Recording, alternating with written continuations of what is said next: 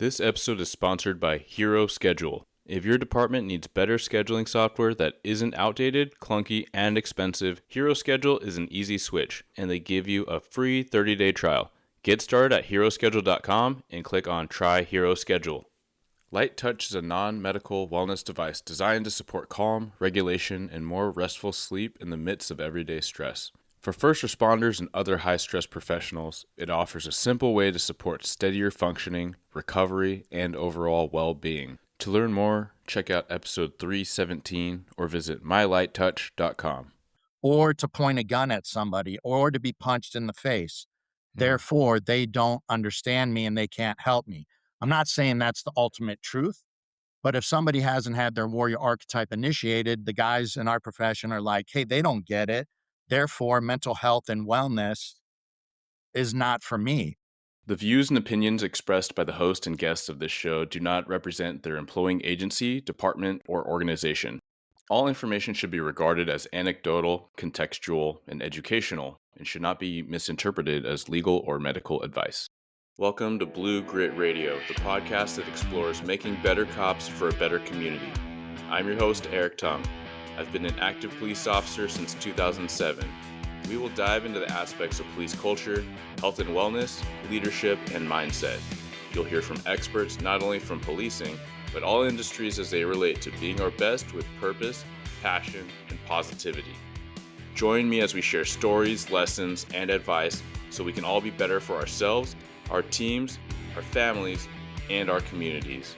Hey everyone, welcome back. I'm here with Matt Domyancic, returning guest. I think you've been on 3 times prior to today. I think you had you were Chaplain Jared. We did a solo, or I guess a single interview, me and you, and then you came back with Anthony, where we're talking about psychological. I think, like, what did I call it? Mental beasts, right? Like, because y'all are physical and mental beasts in the first responder world. And today, I'm having you back. So welcome back, Matt. Thank you so much, Eric. And just for people out there, it was so good. I got to meet Eric in person maybe 6 weeks ago. So that was really cool. Yeah, that was awesome. So we're recording in the springtime with how aggressive the recording schedule gets sometimes, and airing this out. I don't know if this will come out maybe in the summertime sometime, maybe late summer. But that was awesome, man, because you had, and maybe we'll get into this, I'm sure we will in some flavor, you have such a professional and personal credibility and reputation through some of the different folks that I know and have met.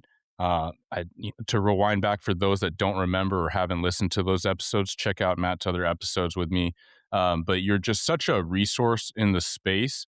But sometimes the value and the potency of the resource does not match up with, like, maybe the awareness or the reach, quote unquote, like the number of followers or who knows the name. But I will say, early on in my journey and connecting with, like, legit dudes like Mark Bouchard, your name came up, like, really quick, of just like the dude that's doing the work, has been there, done that, but also has been about the real organic and real helpful conversations that are really helping first responders and those struggling and just people trying to live better, live more well, right? And that's physically, mentally, spiritually, all the things. So little additional hats off to you, but then to meet you in person, I mean, we spent hours talking on and off recording before that and during and after. So, man, it was extremely rewarding. It's like one of the most rewarding things is to really spend time with people that I've met through this quote unquote, like, online kind of presence and podcast and platform thing. Yeah, it was awesome, man. So hopefully look forward to more, especially with some of the other discussions with the other psychologists we talked about. How cool would it be to get up there, do some more visits, and keep having these types of conversations and grow awareness, I think, in topics that maybe are not getting enough attention, because a lot of the things we talk about, and you've done a solo episode reading Thomas More, you're doing more posts, and the way you're approaching interviews with people may not be in the manner that you get 30,000 tribal high fives, because you're not being dualistic. You're not giving black and white answers. You're asking more questions about how do we grow and help our brothers and sisters grow and heal through darkness, through adversity, through suffering. And those are things we can't high five about or sell you a packaged solution to fix your problems before we even hear your story, knowing that there are universal human themes to suffering and growth, but also individual nuances for how that journey is going to go for each of us and what may work at a certain stage or season of life. Yeah. Yeah. No, I appreciate that, man. We talked about that, and that's where I gravitate to a lot of people. It's not just about me and what I'm trying to put out, but a lot of people that are on the show, they're not saying the polarizing thing, or they're not saying the super sexy thing like, "Hey, I have all the answers. I am the answer," right? I think we need to all be wary of that because it is more holistic than that. Like we have something that's the concepts and the solutions are not crazy complicated, but they are challenging to implement, right? Like how do we better care of ourselves? How do we take better care of our team? How do we build trust? How do we build actual health and meaningful wellness so we don't burn out? So we don't take it out on ourselves and our loved ones. So that's where I really appreciate that. And some of those authors and voices like Thomas More that you introduced me to. And so, where I know that's not going to be for the masses, I guess that's how thought leadership goes, to kind of cite like Simon Sinek and the curve and efforts like that. Like early adopters, it is a slow burn at times, right? But eventually it catches, right? And so, I would love to say, and I like to be optimistic, like I would love to say in a couple generations, first responders are frequently talking about archetypes like the warrior archetype and how that's not there's the good and the bad and the ugly just like everything else. How do we bring balance to that? I would love for first responders to be a little bit more aware of some of these psychological deep dives like Jungian psychology and guys like Thomas More and Bill Plotkin that you've introduced me to, so that because people have been studying this and writing about this, and it feels to me, because I'm just dipping my toe in the last year, a couple years, is like there's such this wealth of information, and like people have been at it for a long time, that we can build so much clarity too when we're analyzing and looking at just like human life, because first responders see a very potent, like hyper potent, hyper concentrated amount of human life and suffering and death. And we have to be able to metabolize and process that, or we have what we see. We have overload. We have mental health issues and challenges. We have self destructive behavior. We have addiction. We have unhealthy work life priorities. We have suicidality. Right. We have these things that we know the statistics are jarring, but that's why, right? Like we're not weak. We're not bad people, but we are exposed to such a concentrated on, I guess, what's the word I'm looking for? Unnatural volume of this stuff. Immersion in the suffering of others on top of our own. And we know the statistics. And the interesting thing is, depth psychology or psychodynamic or psychoanalytic or the Jungian stuff is the older stuff that a lot of people have moved away from, because at least for the therapists and the mental health professionals, if you want to be a psychoanalyst, you're going to need way more training and education than a quick MFT or MSW or even a PsyD. And so much of the pain and suffering and the issues you talked about, that when a divorce creeps up on us, suicidal ideation, PTSD, there's things that are happening unconsciously out of our awareness. And usually, often we don't even get an opportunity for emotional sobriety, or Dr. Jamie Lusk, who you started talking to, I think she Yeah, calls it, she's great. yeah, she's awesome, emotional sovereignty, until we blow our lives up with all of this stuff that we were unaware of. And it Mm, takes work. You can read a book about depth psychology, or even if I was hanging out with you and I saw patterns in your life, I could call it out, but if you're not ready to receive it, it mhm, drives you deeper into defensiveness and unconsciousness.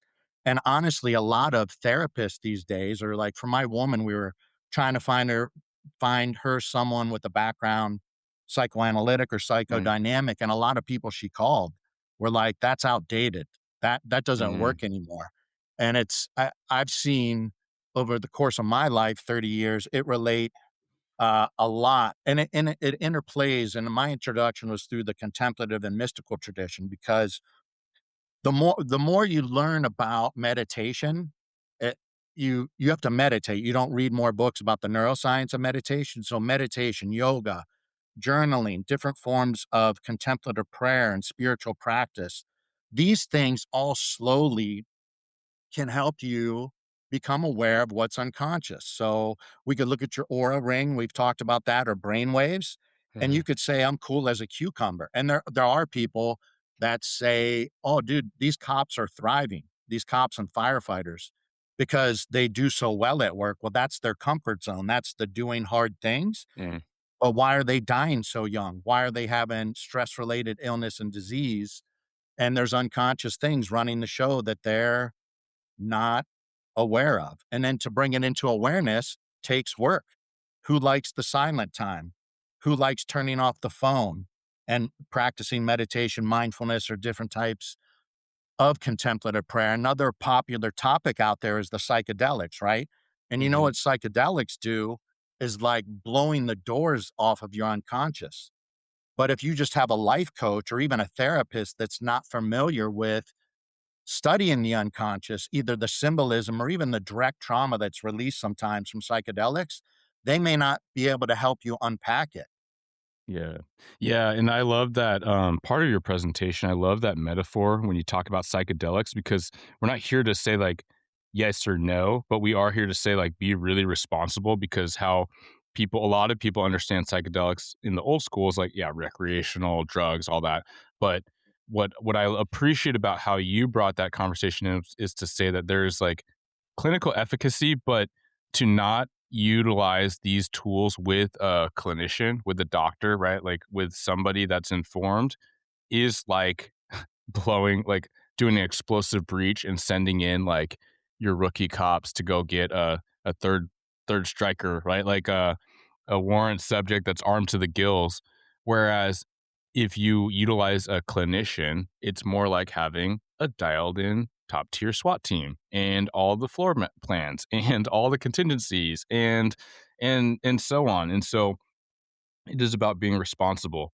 One thing I want to circle back to that you talked about, and just to rephrase, is like this, people kind of condemning, and that's a strong word, but they're kind of negating something because it's like old news, right? But like what's old is new, and we're not creating newness in things, right? So when we talk about one of the biggest through lines of why I even have a podcast or anything is like, how do we help first responders and individuals and teams get better, be more well, like do the thing we're trying to do, which is not just our job and service, but also live well, take care of those in our lives, those we care about in our community. Like, how do we just function better?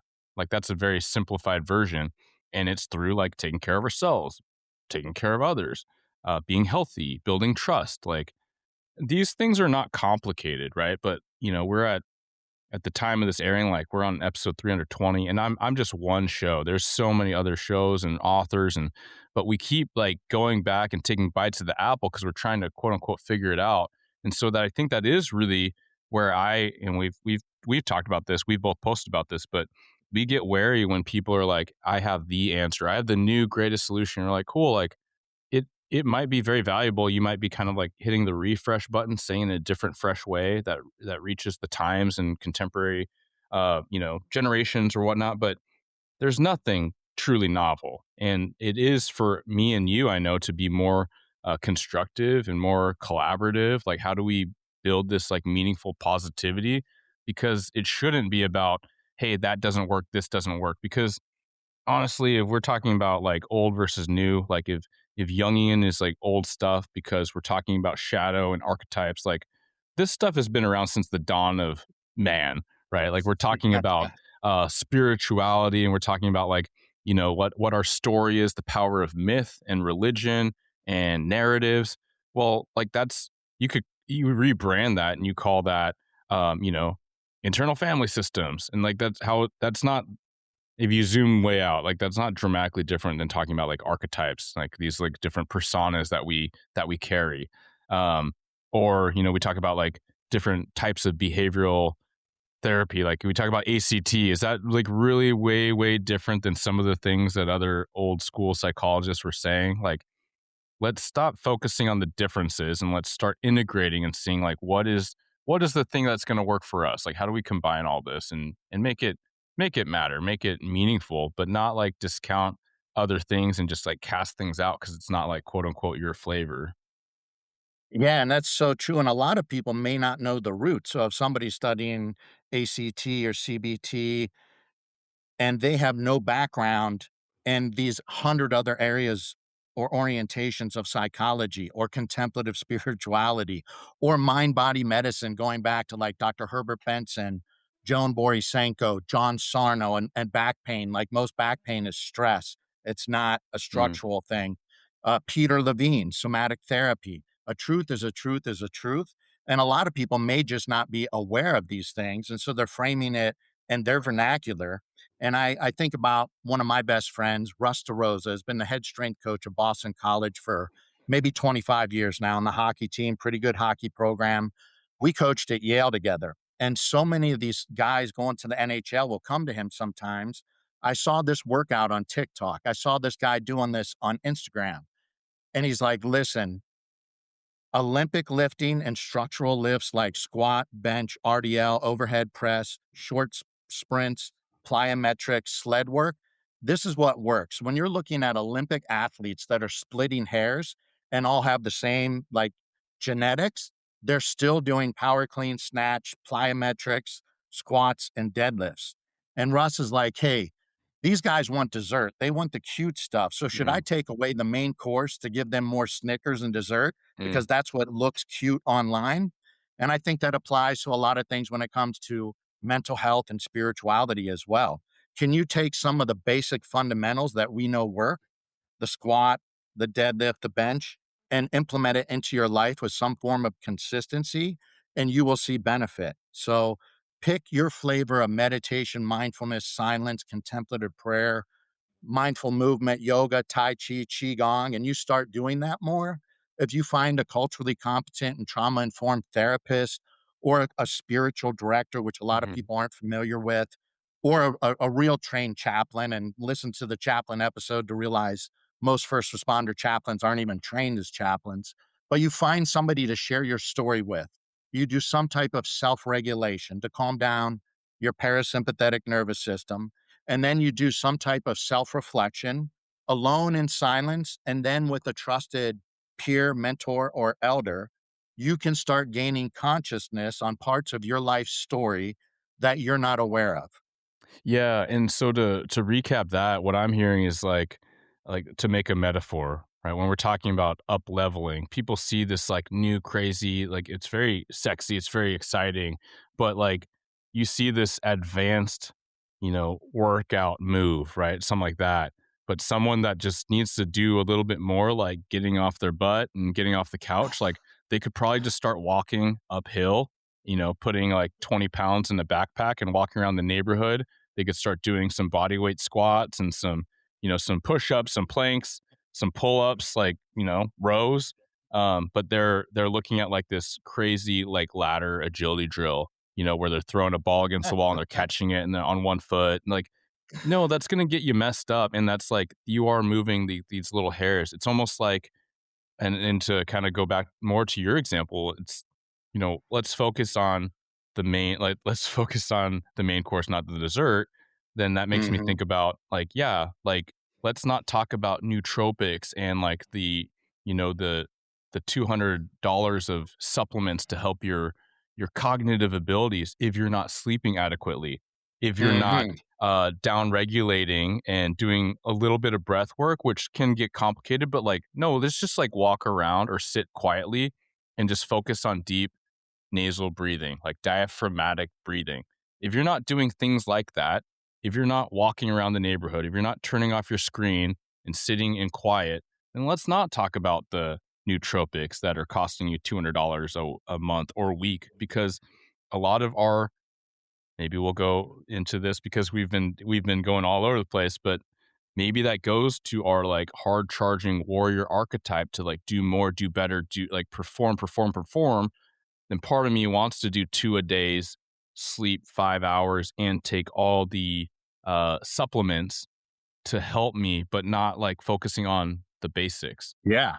Or maybe the fact that, and if I'm tracking to some degree, are you taking care of your mental health, your thought life, your emotional health, your feelings, or is it all CrossFit, jujitsu, powerlifting, training for a 10K, training for a triathlon, running, gunning, working out really hard? Yeah. But if we looked at your blood labs again, your Mm, brain waves, your heart rate variability, we do a sleep study, maybe even that guy could improve his lifting and his shooting by getting more sleep, rest, recovery, and resetting.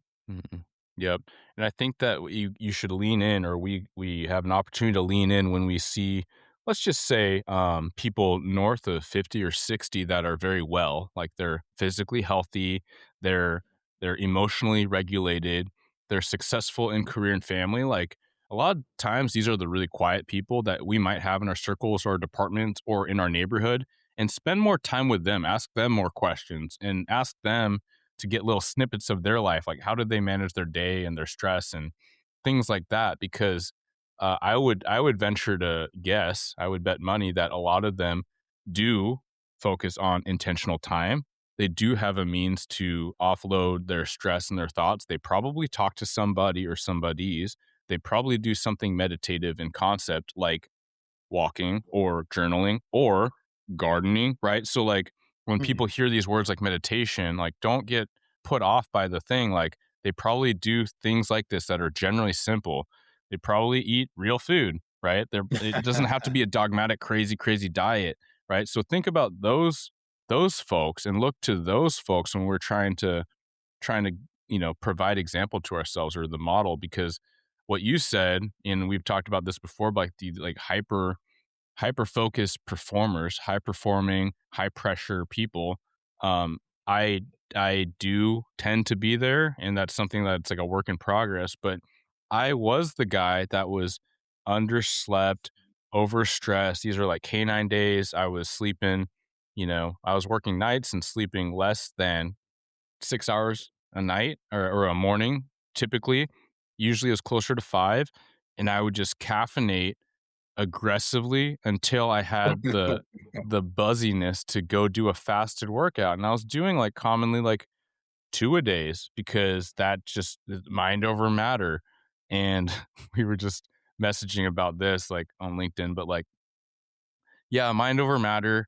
You are putting your cognitive mind over, I would say, what matters, right? Your actual body. And I was driving my body into the ground. Like I was lifting heavier. I was in good physical shape, like in appearance. But my hormones were tanked. Like my cortisol was through the roof. And luckily I was doing blood work to find that out. And then that makes it even harder to sleep. So my point not is not to dive down into that, but it is just to give an example that a lot of people, it's the problem isn't laziness. It a lot of times it's the opposite.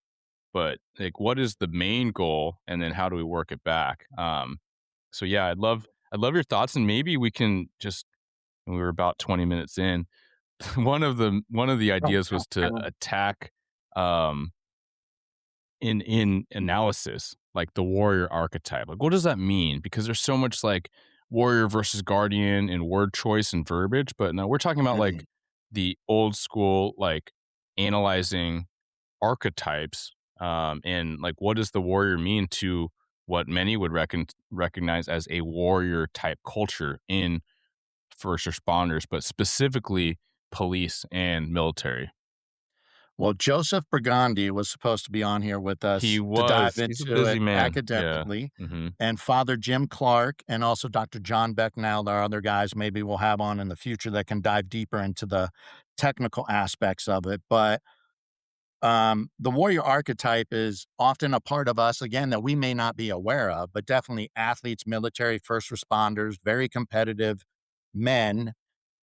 These are themes and patterns of behavior of having our lives set up by a higher set of by ordeal ideals and goals, and then everything usually is driven around pursuing and following those ideals and pursuing those goals for us to serve others. It should be for us to serve others. And oftentimes we have issues where we get into serving ourselves.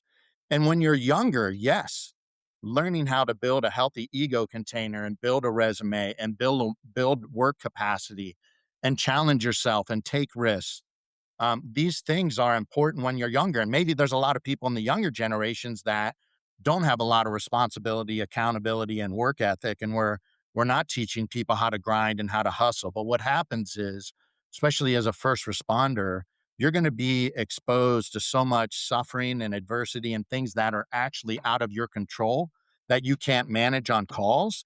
And these things are affecting your psyche and your emotions, and we ignore it and we drive on. And then eventually, the way that you get a bigger bench, the way you work to get the canine or the SWAT position is not how you can accomplish dealing with pain, adversity, and darkness. So, willpower, work ethic, and intellectually figuring things out is good early on the journey. But with pain and suffering and things out of our control, uncertainty, we can't resolve it that way. And then what we do is, like you've talked about it, I could share parts of my story when I was suffering that I worked out more martial arts, more Bible study, more meditation, more lifting, and hanging out with people that are maybe not co-regulating me. So you said hanging out with whether it's a mentor, an elder, or the older guy in the department that's living a little bit of a more balanced and chill life to co-regulate me, and then learning how to have boundaries around people that are no longer serving me. If the people that are drinking and their whole life is working out and shooting and lifting and being a workaholic and grinding, and this is what I'm jumping all over, but we're seeing online that even the peer support, the wellness, and the mental health professionals are tagging everything, do hard things, LFG. These are the hard things I'm doing. And it's like, you know what? Most of you guys listening to Eric, you've been through a boot camp, a police, a fire academy, you competed in sports. You know how to grind, you know how to hustle, you know how to push through pain and adversity. That's the easy button. So now you're going to limit your growth on the journey.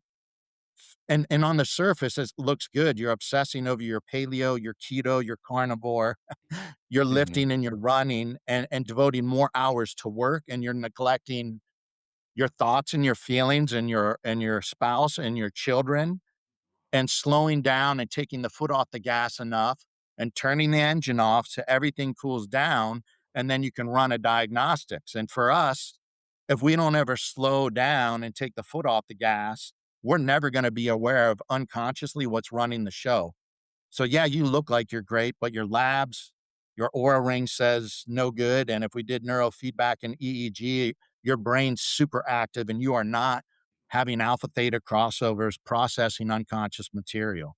So later in life, when you've already learned how to hustle and grind, what's discharging your loyal soldiers that Bill Plotkins talk about these Mhm. these patterns and that have served you well as a warrior that now are going to be the obstacle to further growth. And how can we let a little bit more of whether it's the lover and move towards the king, and those are deeper rabbit holes that I wouldn't even be the expert to talk about. But I have spent my life around first responders, veterans, and a lot of special ops, Division 1 professional and Olympic athletes.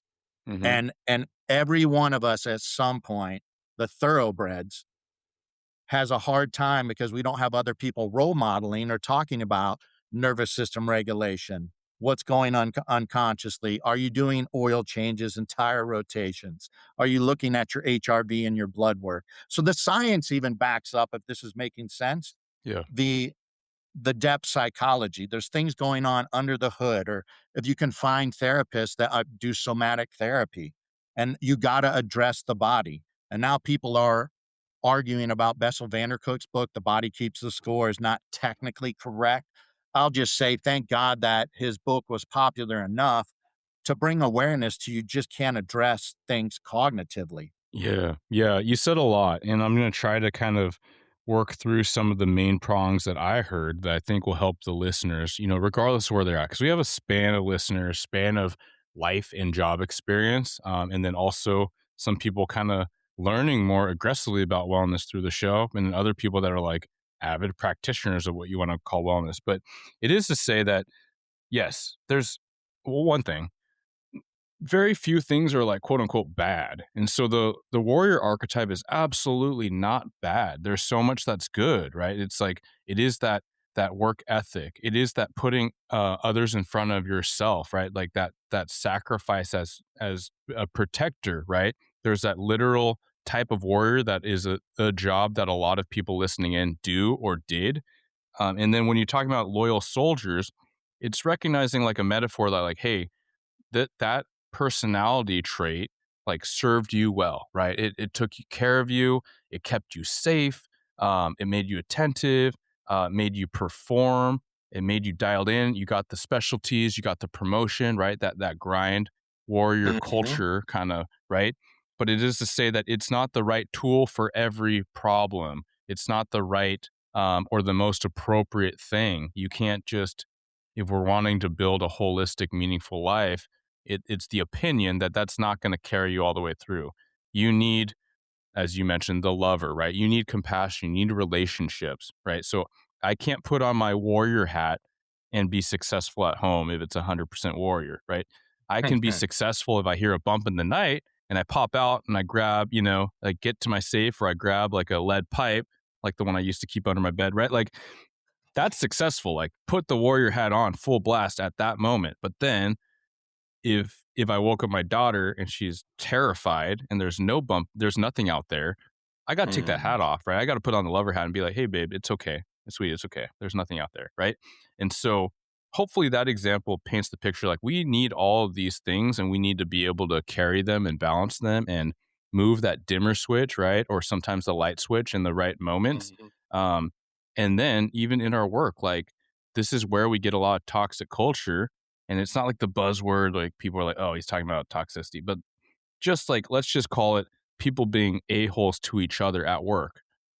We need to rely on each other, right? Like we at times we're so focused on like us, we few, we steady few, like our band of brothers, right? To quote that Shakespeare line, our trusted few that are here to do the work together, but then we turn on each other, right? We're so corrosive, we gossip, we talk smack.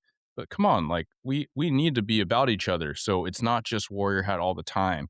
um and then I guess to go to some other things you brought up, which is recognizing that as we grow in this kind of wisdom, we recognize that these different roles and archetypes will serve us, and we need to continue to build the others. Right, the whole life of warrior is going to be all about achieving, achieving, achieving, and then what? We all know, whether you're a first responder or not, we all know the archetype of someone that worked too much is coming up on retirement. And it's like, I drove my family into the ground.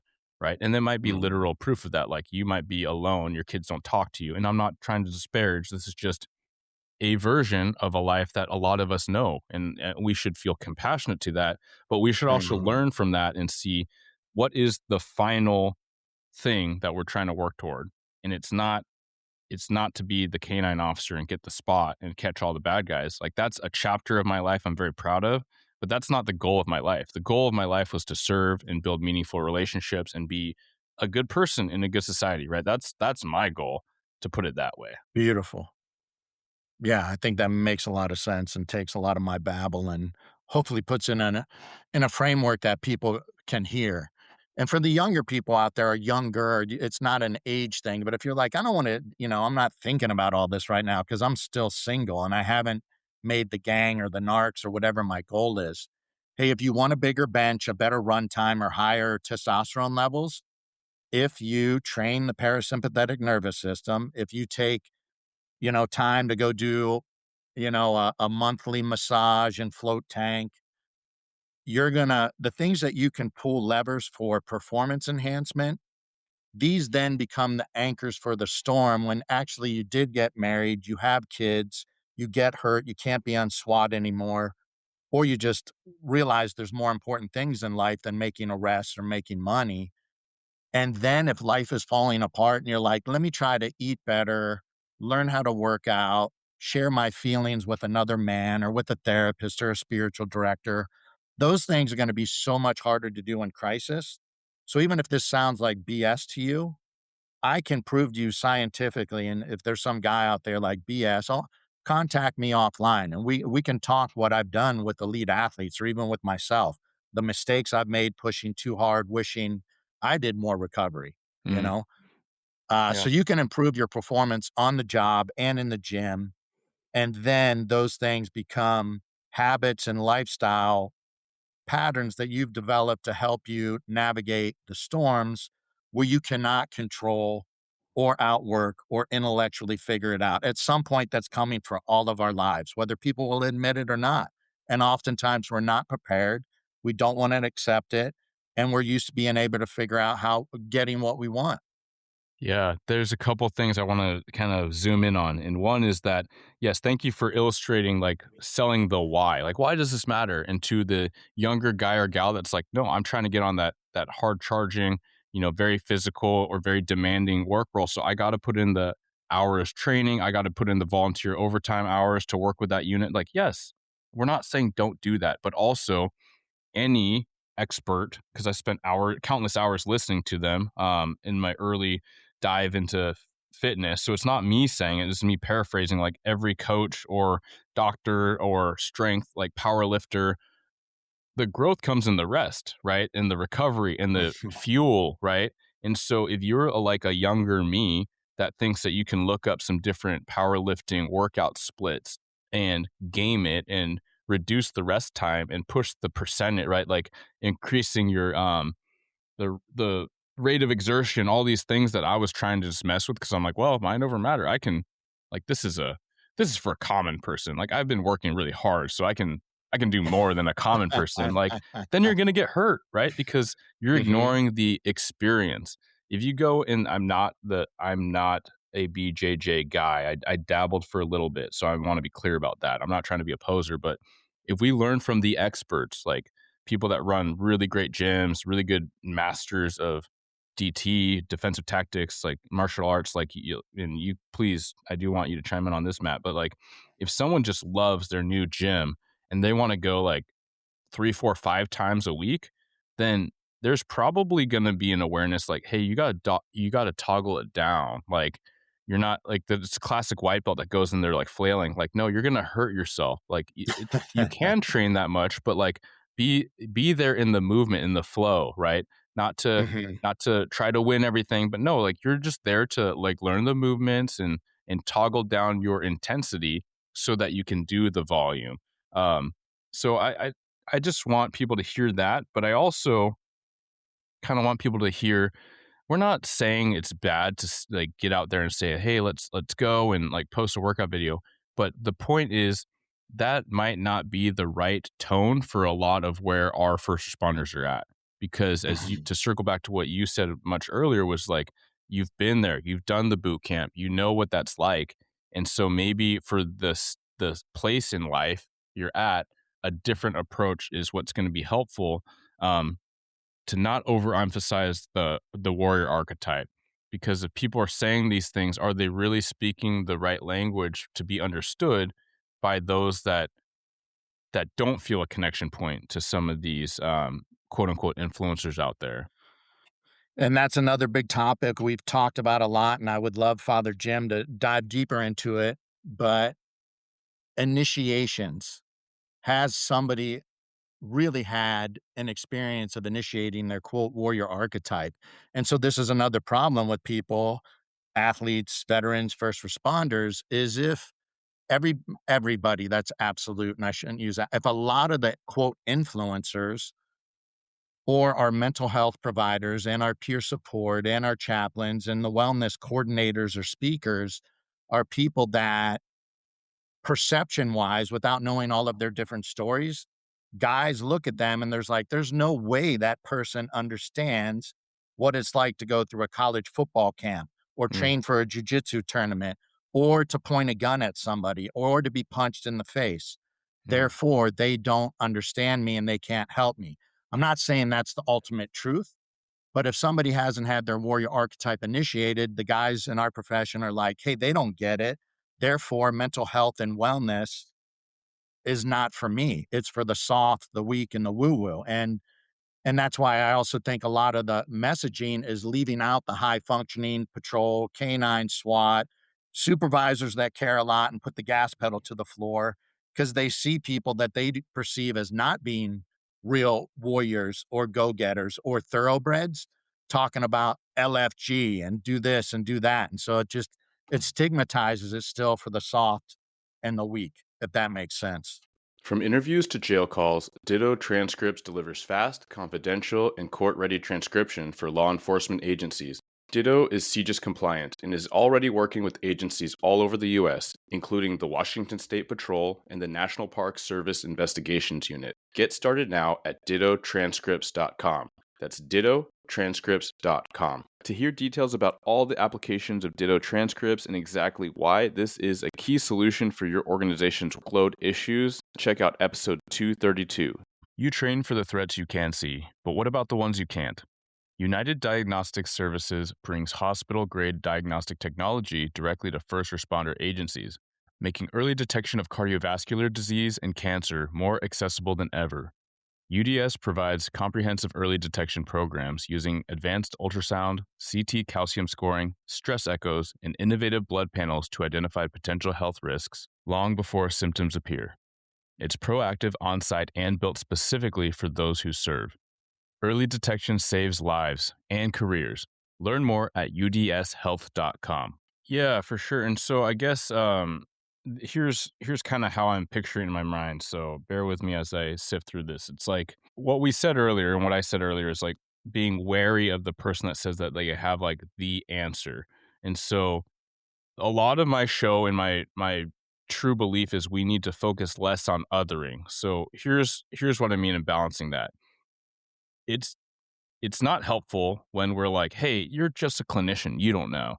And it's not helpful when you're like, hey, you're a retired cop. You did 20, 30 years, but you didn't do it in post 2020. So I don't care what you have to say because you don't know what my life is like.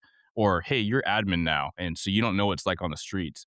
That's not helpful. But what is helpful is to say, hey, I'm a I'm I'm a civilian. I've studied this thing. I've studied organizational wellness, or I've studied, physiology. Here's what I see, and here's what I'm willing to do. And I'm going to come alongside you. I'm going to ride with you. I'm going to talk to you. I'm going to work with you. I've been working with first responders for 10 years. Here's what I see, and here's how I'm partnering. And here's my perspective to integrate into your perspective, right?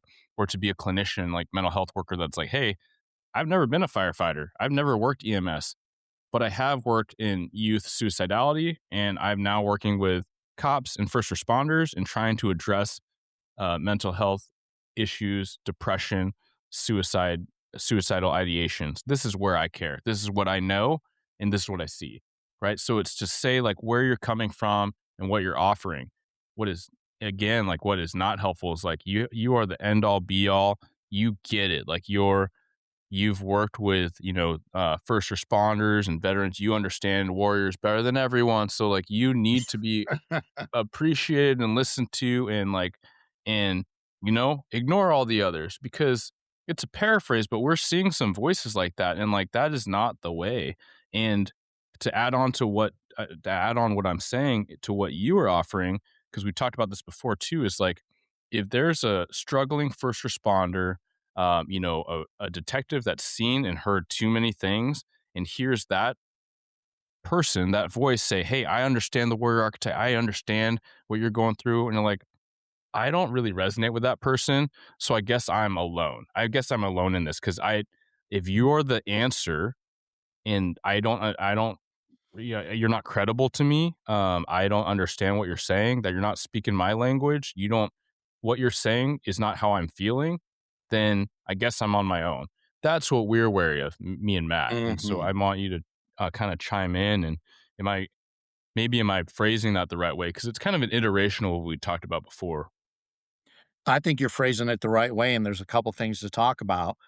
One, there may be a bunch of people who have had their warrior archetype initiated that don't necessarily have to be the clinician, the chaplain, the clergy, the peer support, but are they out there being vulnerable and role modeling to other, quote, warriors for them to know that it's okay to do their work? So it could be our own brothers and sisters that are the ex-athletes first responders, veterans that say it's okay to go to marriage therapy and go to a sound bath with your husband or wife.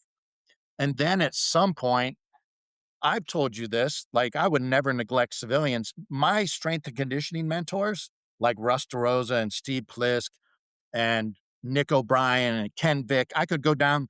These are all civilians. They Mhm. haven't been first responders or veterans. I trust them more than 99 or 100% of ex cops that are trying to sell fitness bullshit. Yeah. Honestly, my two therapists are both psychiatrists that I've had in my life. They are not alpha males, and the first one was a female. She wasn't some kind of warrior ex Division One athlete or Mhm. veteran. Yeah. And my best friend is a feminist theologian therapist. Yeah. And I've learned so much from people. But like you said, they don't tell me that they understand what it's like being a cop. My best friend Liz, that feminist Mhm. theologian therapist, was an athlete at Princeton. She's done Princeton, Yale Masters of Divinity, PhD in religion and psych from Vanderbilt, and an MFT. There's a warrior archetype in there knowing how to grind. But then we had disagreements, to be honest. Me, her, and some of our other friends that went to Ivy League divinity schools and or were psychologists, but guess what? They rode along with me. Yeah. Hey, can I ride along? Let's have discussions about this. We had disagreements, but they didn't tell me what was right for me as a cop. And they said, can I come see? And Mhm. then it's like, wow, it's different now that I've seen it. So it's also, I think you presented a good point. Don't pretend that you understand what it's like to be a warrior. Don't be the sports psych that doesn't work out and never played sports and act like you know everything. You probably have valuable information for an athlete, but come in and say, "Hey, I've never competed in this. These are things I know. How can I be of help to you? Mhm. And can you give me some of your story so I can apply what I know to your story and what you're telling me you're the expert in?" Yeah, and where I get excited is like what you're explaining, if I had to pick one word, it's humility, right? Like how do we learn, how do we see beyond without humility? So you have all these partners in this thing that we're trying to improve first responder lives in the community, and like the actual capital C community at large, like society. And it's to say, hey, humility. This is me, open arms, open hands saying, "Hey, like I'm just here to help. Here's what I know. Teach me." And the same thing for yes, like those your sports and physiology and physical training mentors, like yes, they know that craft better than you or I, certainly better than me. However, they are they are going to be able to learn from you because you're like, hey, like, yeah, this is how I train college athletes alongside you. When I went to go train first responders, the situation was different, right?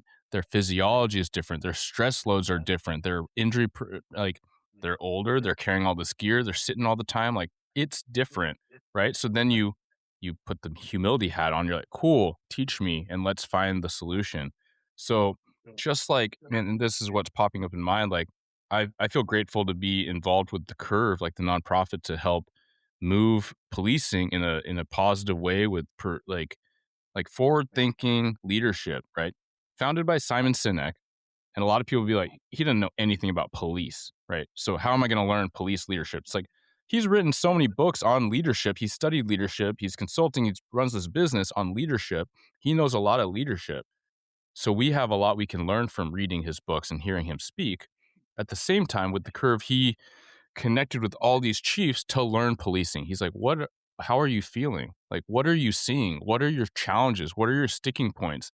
And so now, when I got to meet him and learn what he had to say, he knows a lot about policing because he spent, I don't know how many hours talking to all these police leaders about their fears, their struggles, what the culture is looking like. And so it is to say, like, there's so much we learn across industries. And then to go back to archetypes, that's kind of like what I see as like the eventuality of like kind of being the sage or the magician. It's not to have these like strong opinions like this, or the other. It's to zoom out and just see everything and understand the everythingness, right? To get to that place of connected, and not to sound too woo, but I'm sure some people will be into it and some people have shut the show off a long time ago because they're like, well, next episode, this is not my thing. That's totally fine, right? And I don't know. I'm on this progression to try to learn more and try to get closer to knowing whatever that looks like for me, right? Like for my context and what I'm trying to do, how I feel like I can be of service or be helpful. It is to have these conversations like as we're learning in real time. Like every time I talk to you, I learn. Every time I'm trying to paraphrase something that you're teaching me, I'm learning. And so just the hope is that if it's there for somebody to get closer to what helps them in their journey, that's the thing, right? I know none of this is going to appeal to the masses. It's not about that. It's about offering a different perspective because I know you and I are not we're not really in the business or the interest to create an echo chamber or create like a new buzzword um, to be the end all be all something that is trying to promote like the answer. It's not about that. Man, you said so many good things, and I wish I was as good as you as summarizing in a concise manner. But I've been signing off my LinkedIn things with stay humble, love Mm. heals. Hmm. And I mean, love is a whole different topic. And Eric knows the first day I presented to his agency, I had a purple shirt, love heals, and there's a story behind it. And guys and cops will look at me wearing a love heals shirt and be like, what the hell? Man, ultimately, if we don't have our cup of love filled, we can't give it to others. And that's what we need for our families and our communities. So stay humble, love heals. Now, if we can't learn from Simon Sinek, like he may not have been a cop or a firefighter or a vet, but he has expertise in an area. There's, there's, hopefully we can be open minded because a truth is a truth is a truth.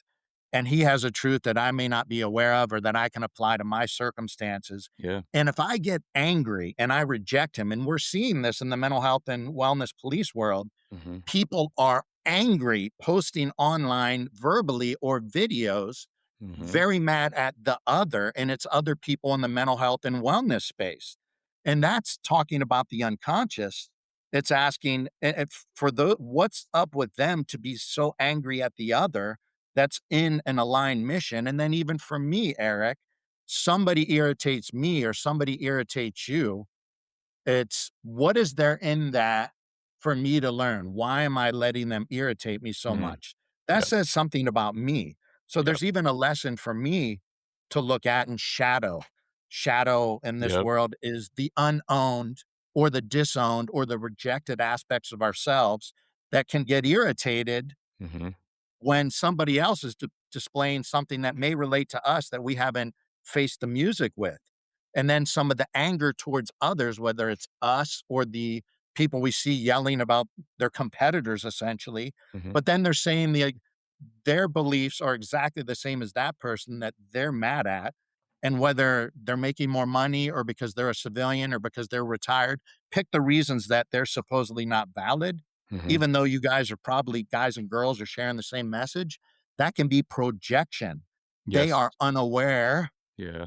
of why they're so irritated at these other people who they may have a lot in common with. And then one final thing I'll say that gets difficult, and me and you had months ago had a conversation about a video we saw with an influencer in this world. And we're like, man, they're so angry and speaking all knowing. And yet what they're trashing on is all the same things they're doing. But like underneath that anger, what is their pain? Hmm. What is their insecurity? What is their unfinished business for them to be so angry? There's usually a wound underneath that. Yeah. Yeah, man, there's a lot like that. I'll start with the humility piece and thought leadership and reading outside your industry and learning outside your industry.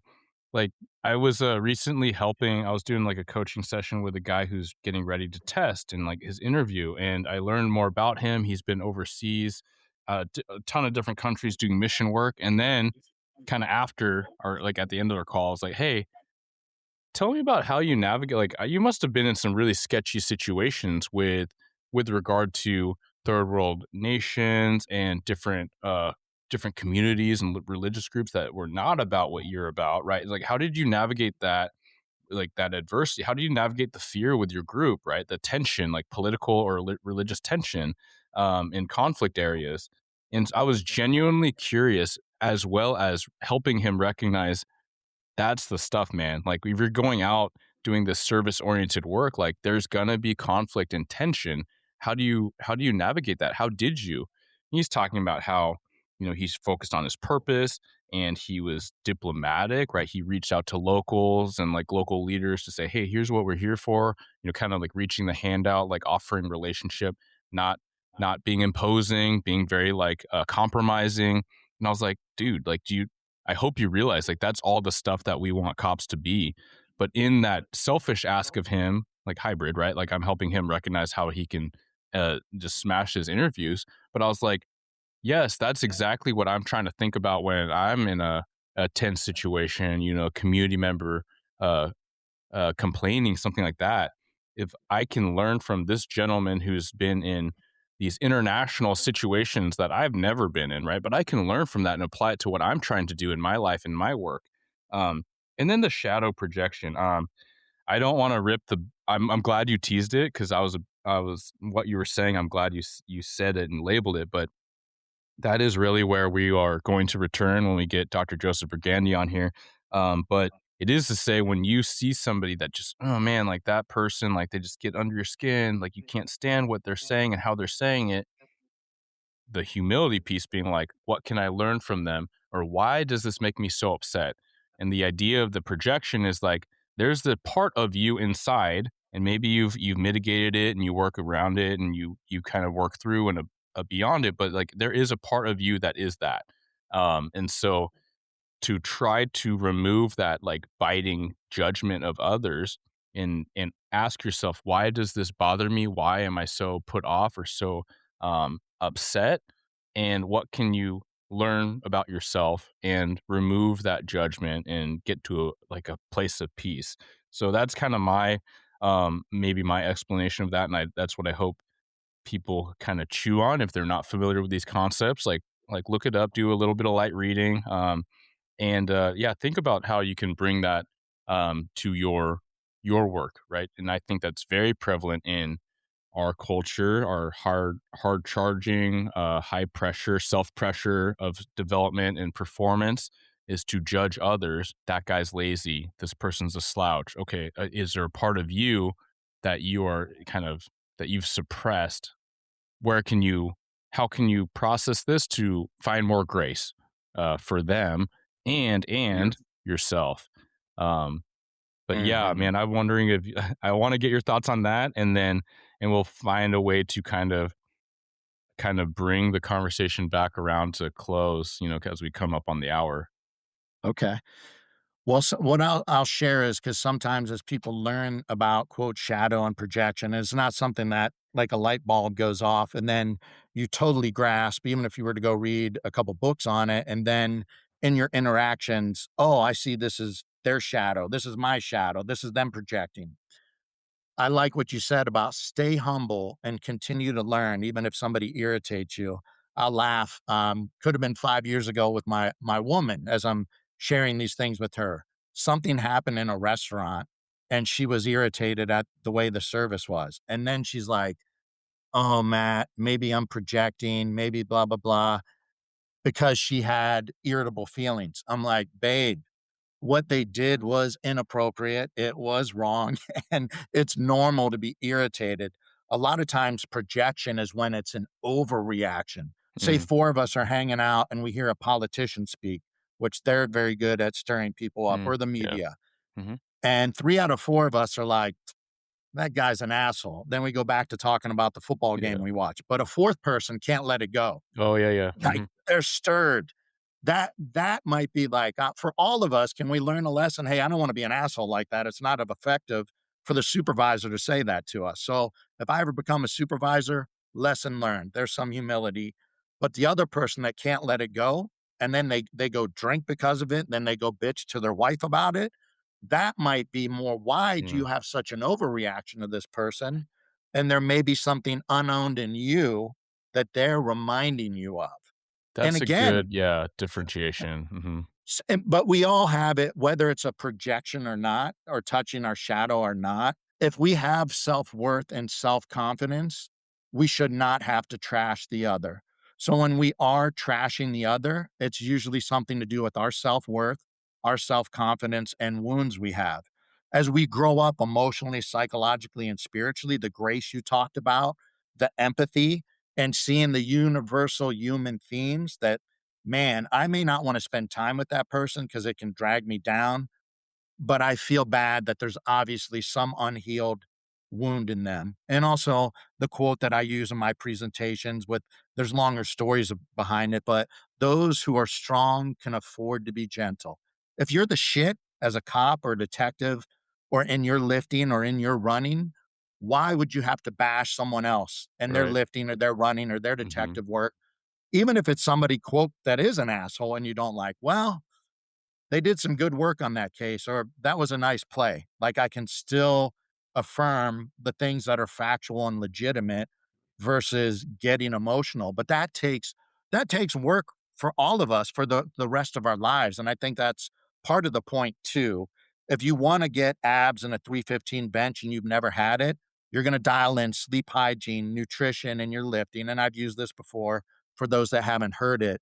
And maybe you are on TRT as well, but TRT and doing all those things helps you get a 315 bench and abs, but you can't quit working out. It's not like you arrived and the rest of your life you can bench 315 and have abs without putting in the work.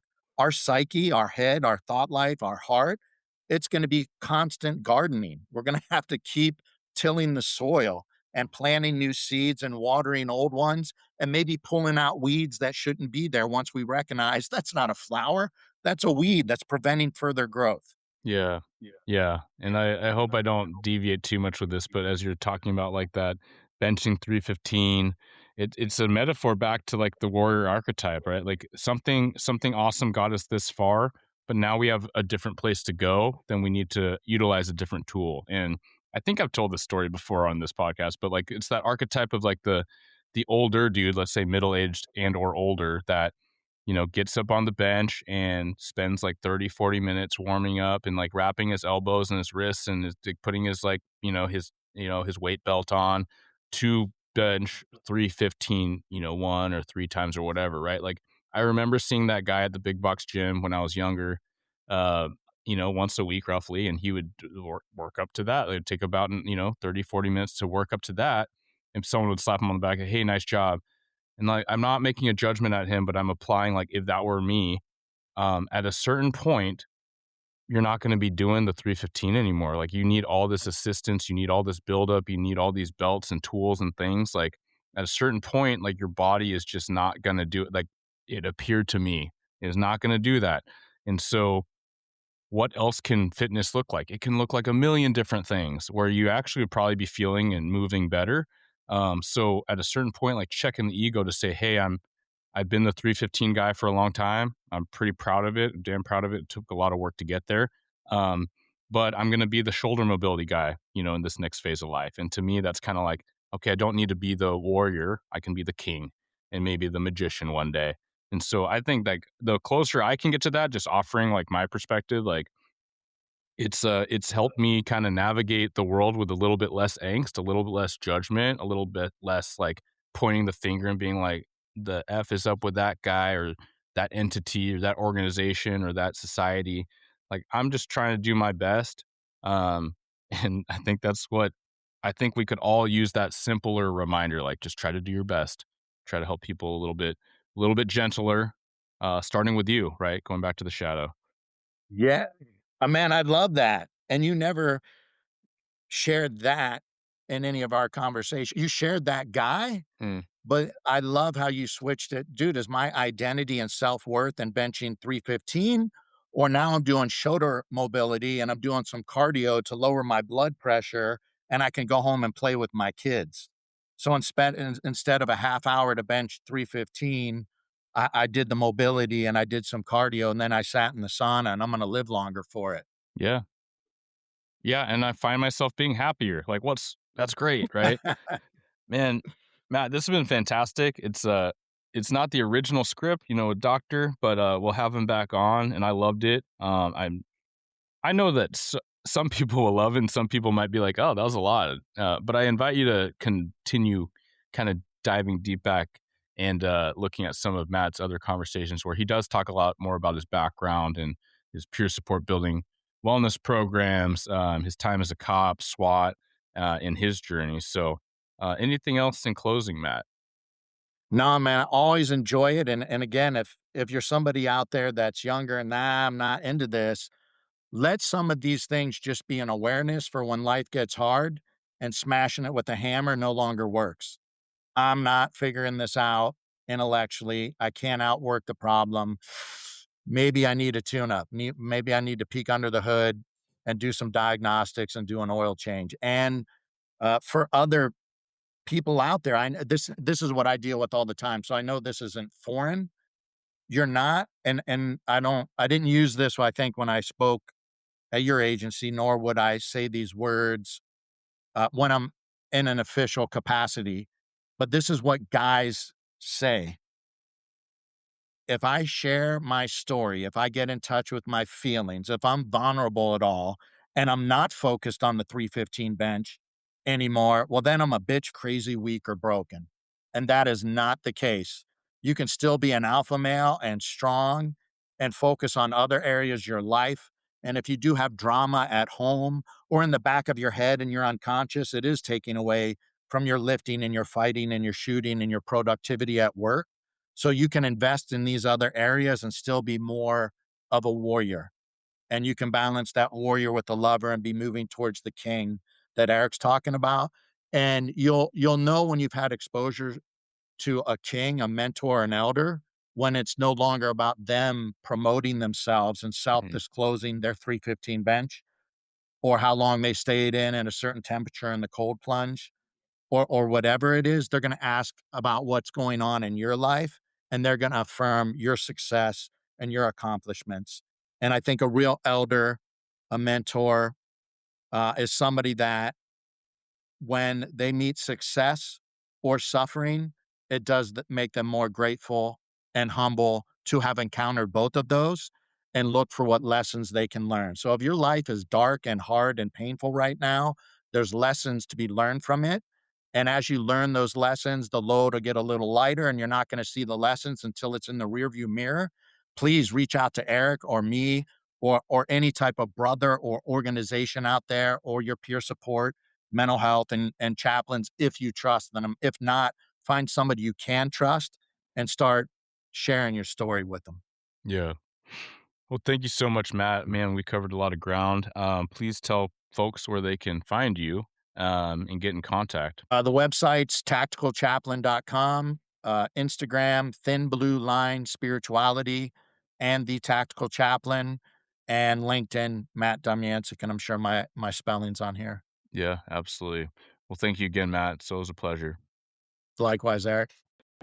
Thank you for tuning into another episode of Blue Grit Radio. As always, support this community by subscribing, giving us a 5-star review, and following, liking, and sharing posts on Blue Grit Wellness on Instagram. You can reach me there or email me at bluegritwellness@gmail.com. Be well and stay gritty.